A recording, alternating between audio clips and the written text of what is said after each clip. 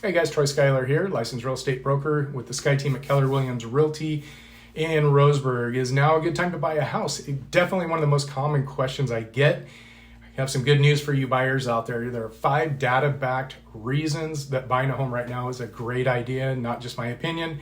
Number 1, rents are rising quickly, aren't they? They're actually 14.8% higher than they were last year at this time, likely to go up even more next year.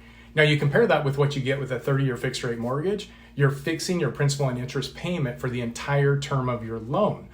This is one piece of information you just can't overlook because there's too much money there on the table to overlook that when you're comparing rent versus buy. Number 2, interest rates. Yeah, I know interest rates have come up over the past several months, but you know what? Over the past week or two, they kind of settled down a little bit, hovering right about that 5% range.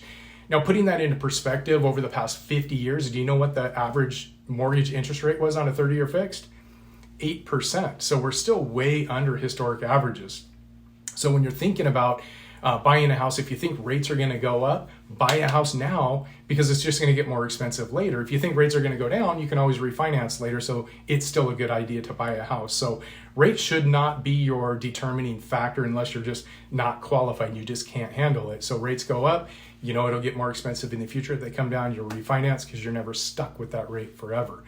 Number 3, price reduction. Sellers are reducing their prices like crazy. We haven't seen anything like this in the last, 5, 6, 7 years.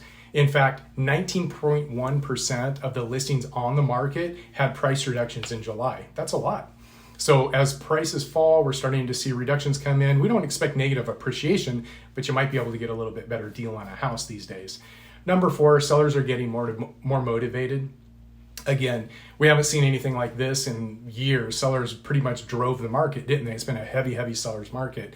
Nationally, though, 61.2% of the homes on the market currently have been on the market longer than 30 days. So they're kind of starting to go stale on the market. We just haven't seen anything like that in a long time. So sellers are getting a little bit more motivated. Number 5, there's just less competition buyer-wise. A few months ago, we were seeing 4 or 5 offers on every listing. You had to get out there right now and jump on the house because it'll be gone in a day if you don't.